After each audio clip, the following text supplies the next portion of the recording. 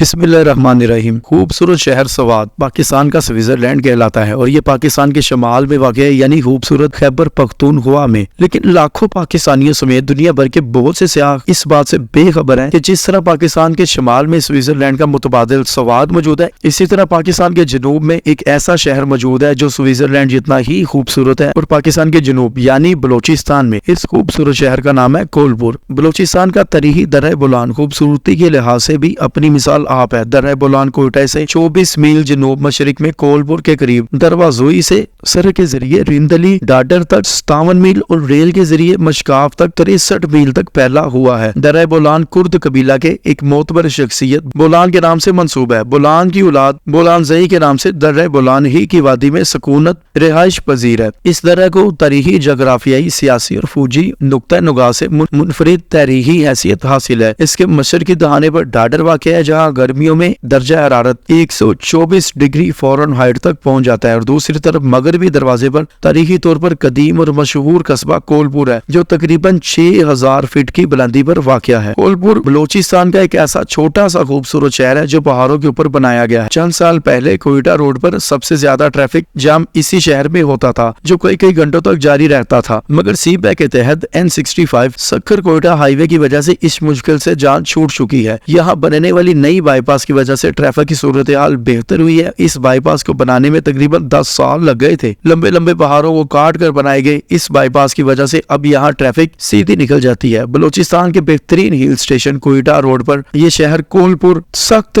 ٹھنڈے موسم کا احساس دیتا ہے۔ جہاں مشرقی سائڈ پر ڈاڈر واقع ہے جہاں بہت زیادہ گرمی پڑتی ہے، اسی طرح یہ کولپور شہر دوسری سمت میں واقع ہے جہاں بہت زیادہ سردی پڑتی ہے۔ یہاں موسم سرما میں برفیلی اور یخت بستہ ہوائیں چلتی ہیں جو انسان کے خون کو جما دیتی ہیں۔ یہاں دسمبر اور جنوری میں برف باری بھی ہوتی ہے، اور کولپور کا قصبہ اور اس کے چاروں طرف سنگلاگ پہاڑ سفید چادر اوڑھ لیتے ہیں۔ اس شہر کی سیر کا اپنا ہی ایک مزہ ہے۔ کولپور میں سینکڑوں سال پرانے مقامات اور دکانیں موجود ہیں جو آنے والوں کی توجہ اپنی طرف کر لیتی ہے۔ برف باری کے موسم میں کولپور برف پوش وادی بن جاتا ہے۔ ویسے بھی بلوچستان قدرتی معدنیات اور وسائل سے مالا مال ہے، لیکن کولپور میں قدرتی مناظر اور تفریحی مقامات کی کثرت نے سیاحت کے فروغ کے لیے بے پناہ مواقع موجود کر رکھے ہیں۔ اس شہر کے لوگوں کے لیے سب سے اہم چیز مویشی ہیں جو پہاڑوں پر بہت زیادہ اور کولپور میں بکثرت پائے جاتے ہیں۔ برطانوی دور حکومت میں اس درے کے پرپیچ راستوں میں سرنگیں بنا کر ریلوے ٹریک بچایا گیا تھا۔ اس درے سے گزرنے کے لیے ٹرین کو 17 سرنگیں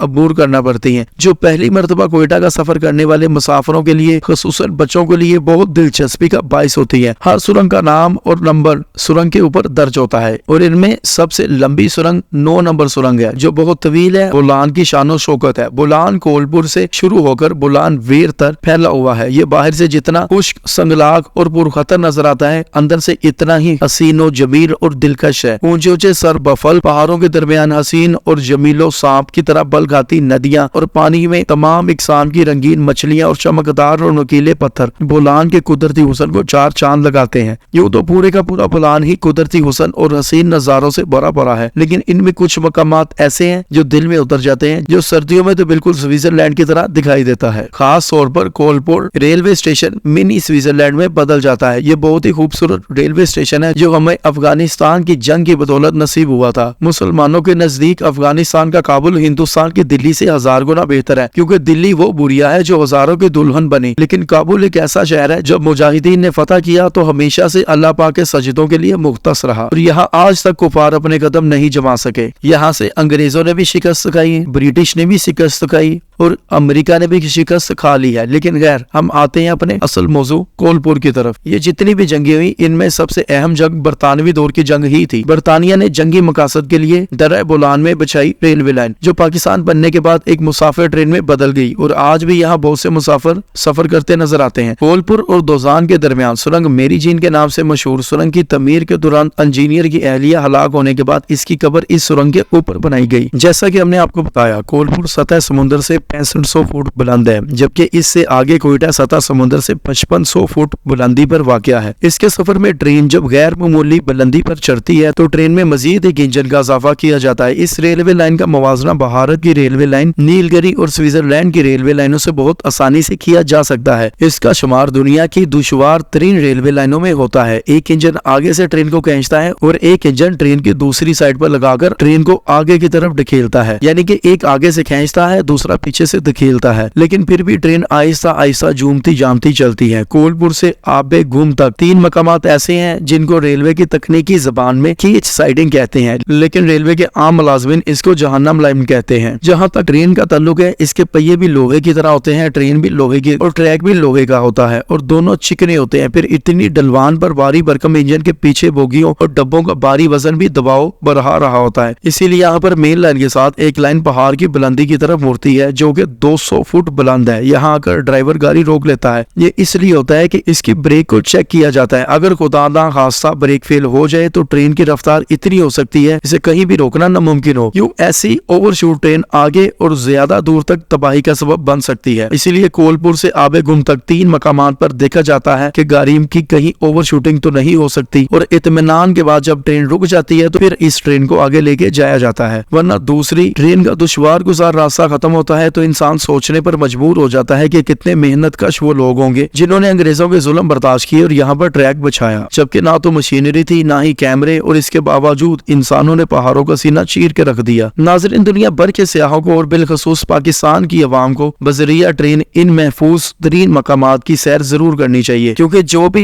इनकी खूबसूरती देखने आएगा इनकी खूबसूरती में गुम होकर रह जाएगा। अल्लाह पाक ने इस मुल्क को किस कदर खूबसूरत बनाया है। खास तौर पर इस मुल्क का सूबा बलोचिस्तान अपने कुदरती जंगलों, पहाड़ों, पानी की गुजरगाहों, झरनों, आबशारों की वजह से हर एक के लिए पुरकशिश है। ये कुदरती मकामात जहाँ हमें साफ शफाफ पानी मुहैया करते हैं, वहाँ एक खूबसूरत नजारा भी पेश करते हैं। सूबे के हर इलाके में मौजूद है, लेकिन इन तक रसाई बहुत मुश्किल भी है, जिनके बारे में सिर्फ मकामी लोग ही जानते हैं। जैसा कि अब कोलपुर दुनिया के खूबसूरत तरीन हिल स्टेशन में से एक है, लेकिन इसके बारे में बहुत कम लोग जानते हैं। सिर्फ मकामी लोग ही इसके बारे में ज्यादा जानते हैं। हुकूमत को चाहिए कि वो कोलपुर जैसे खूबसूरत मकामात में सियाहत के फरोग के लिए इकदाम करे। इस मकसद के लिए विंटर टूरिज्म डेवलपमेंट पॉलिसी का ऐलान भी करे, जिसके तहत बलोचिस्तान में सियाहत को फरोग मिल सकता है। जबकि सियाहों की दिलचस्पी के लिए टूरिज्म और कल्चर सेंटर भी बलोचिस्तान में कायम किए जाने चाहिए, जो कि कोलपुर तक मजीद रसाई फराहम कर सकेंगे। नाज़रीन, आप कोलपुर की खूबसूरती के बारे में जो भी राय रखते हैं हमें कमेंट में जरूर आगाह करें। वीडियो को लाइक करें और चैनल को सब्सक्राइब जरूर करें ताकि आपको हमारी आने वाली हर अमेजिंग वीडियो बर वक्त मिल सके। हाँ, अगर आप इस शहर के बारे में कोई सवाल करना चाहते हैं तो वो भी आप कमेंट में पूछ सकते हैं। अगली वीडियो तक के लिए खुदा हाफिज।